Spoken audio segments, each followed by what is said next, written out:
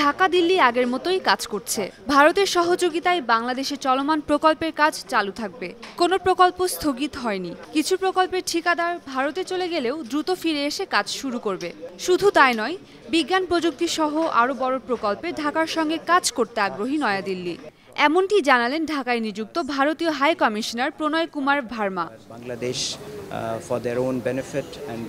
বৈষম্য বিরোধী ছাত্র আন্দোলনে ছাত্র জনতার গণ অভ্যুত্থানে গত ৫ আগস্ট পতন ঘটে সাবেক শেখ হাসিনা সরকারের। শেখ হাসিনা দেশ ছেড়ে পালিয়ে আশ্রয় নেন ভারতে। বর্তমানে তিনি সেখানে অবস্থান করছেন। বাংলাদেশের এই রাজনৈতিক পট পরিবর্তনের পর গঠিত হয় অন্তর্বর্তী সরকার।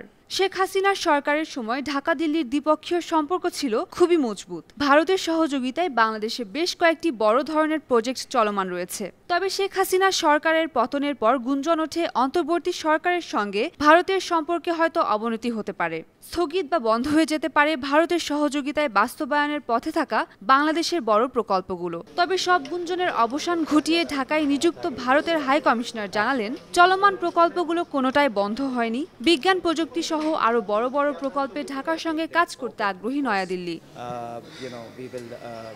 মঙ্গলবার সচিবালয়ে অর্থ ও বাণিজ্য বিষয়ক উপদেষ্টা ডক্টর মোহাম্মদ সালেউদ্দিন আহমেদের সঙ্গে সৌজন্য সাক্ষাৎ শেষে গণমাধ্যমের মুখোমুখি হন ঢাকায় ভারতের হাই কমিশনার প্রণয় কুমার ভার্মা। এই সময় উপদেষ্টার সঙ্গে আলোচনার বিষয়বস্তু তুলে ধরেন। Cooperation of which he is in charge, commerce ministry, finance ministry, বাণিজ্য মন্ত্রণালয়, অর্থ মন্ত্রণালয় ছাড়াও বিজ্ঞান প্রযুক্তি সহ আরও বেশ কয়েকটি উন্নয়ন সহযোগী প্রকল্পের ব্যাপারে আমাদের আগ্রহ রয়েছে। এসব খাতে বাংলাদেশের সঙ্গে আমরা ঘনিষ্ঠভাবে জড়িত আছি। আমাদের অনেকগুলো বড় ধরনের প্রজেক্ট চলমান রয়েছে। অর্থ ও বাণিজ্য উপদেষ্টার সঙ্গে এটা আমার অবশ্যই প্রথম বৈঠক। এটি উপদেষ্টার সঙ্গে আমার প্রথম সৌজন্য সাক্ষাৎও বটে। বাংলাদেশে চলমান ভারতের বিভিন্ন প্রকল্পের অগ্রগতি উন্নতির বিষয়ে তাকে অবহিত করেছি। সামনে আমরা কিভাবে অগ্রসর হব তাও উপদেষ্টার সঙ্গে আলোচনা করা হয়েছে। আমি উপদেষ্টাকে জানিয়েছি, বাংলাদেশের বিজ্ঞান ও প্রযুক্তি খাতে বড় ধরনের প্রকল্পে আমাদের আগ্রহ রয়েছে। এগুলো উপদেষ্টার মন্ত্রণালয়ের অধীনে রয়েছে। আরও বেশ কয়েকটি বড় প্রকল্পের কথা বলেছি, যেগুলো খুবই গুরুত্বপূর্ণ।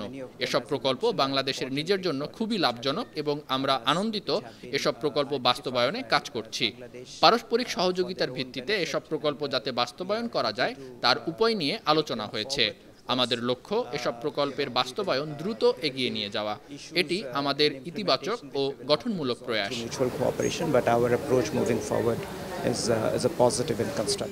এ সময় ভারতের সহযোগিতায় বাংলাদেশের কয়েকটি বড় প্রকল্প বন্ধ হয়ে যাওয়ার বিষয়টি তোলেন এক সাংবাদিক। জবাবে ঢাকায় নিযুক্ত ভারতীয় হাই কমিশনার বলেন,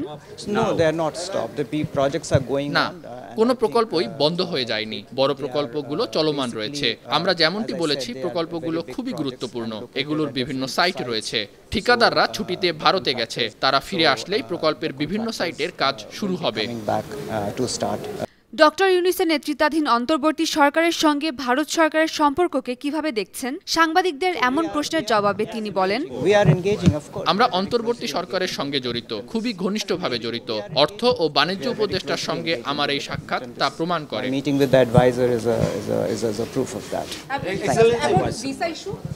উম্মের রুম্মান ক্রান্তি, 52 টিভি, ঢাকা।